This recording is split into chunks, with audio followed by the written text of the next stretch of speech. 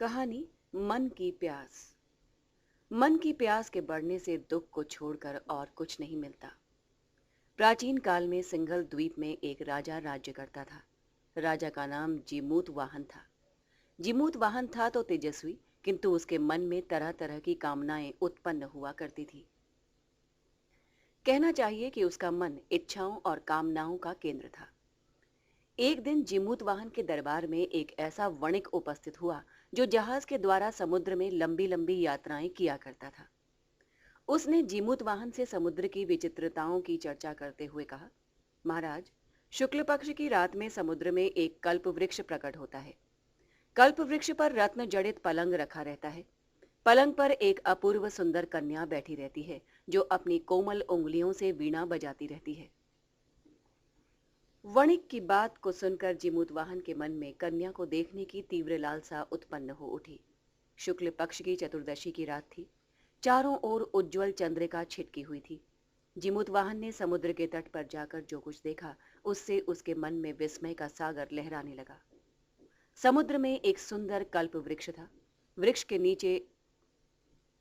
के ऊपर रत्न जड़ित पलंग पर बैठी हुई अपूर्व सुंदर कन्या वीणा के तारों को ध्वनित कर रही थी।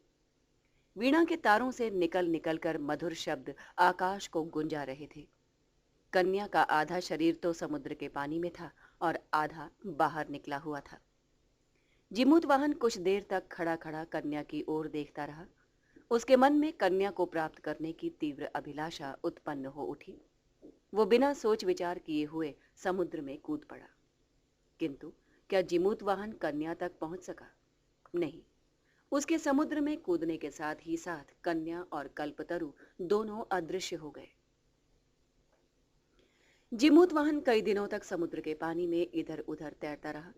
आखिर वो समुद्र में बसे हुए एक अद्भुत नगर के अद्भुत राजभवन में जा पहुंचा। उस नगर का नाम कनकपतन था। जीमूत वाहन ने राजभवन में पहुंचकर बड़े आश्चर्य के साथ देखा कि वहां वही कन्या पलंग पर बैठकर वीणा बजाने में तन्मय थी, जो कल्प वृक्ष के ऊपर बिछे हुए पलंग पर बैठकर वीणा बजा रही थी। कन्या की सुंदरता पहले से ही जीमूत वाहन के मन में समाई हुई थी। अब जब उसने दूसरी बार कन्या को देखा तो वो उस पर मुग्ध हो गया और उसे उसी प्रकार देखने लगा जिस प्रकार चकोर चंद्रमा को देखता है। जीमूत वाहन कन्या की ओर देख ही रहा था कि उसके पास से होकर उसकी परिचारिका निकली। जीमूत वाहन ने परिचारिका से पूछा, परिचारिके, क्या तुम बता सकती हो जो कन्या वीणा के तारों से भुवन को गुंजा रही है वो कौन है?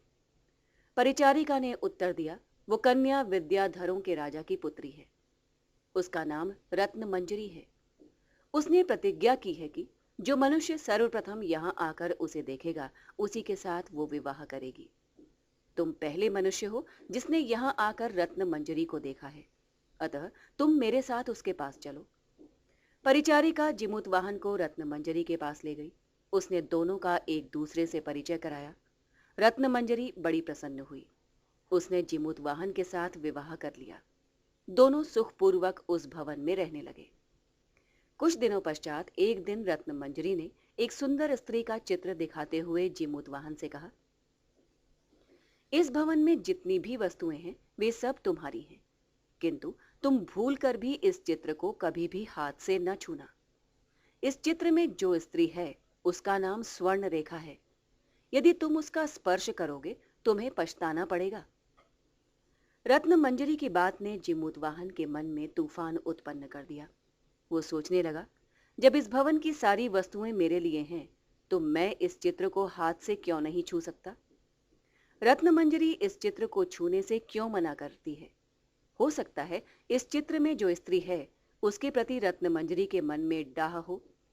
ये भी हो सकता है कि वो स्त्री रत्न मंजरी से भी अधिक सुंदर हो और इसी भवन में कहीं रहती हो।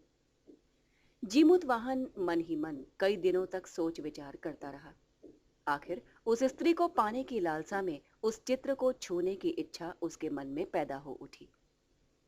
एक दिन रात में जब रत्न मंजरी गाढ़ी नींद में सो रही थी तो जीमूत वाहन ने चुपके से चित्र के पास जाकर स्वर्ण रेखा को छू लिया।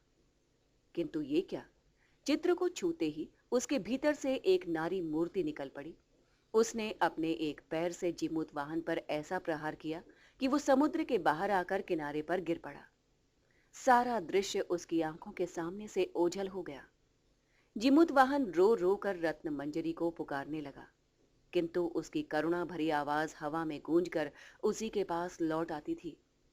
वो रो रो कर अपने किए हुए पर पछताने लगा और सिर पीट पीट कर कहने लगा, यदि मैं लालच में पड़कर उस चित्र को न छूता तो आज मेरा ये हाल न होता।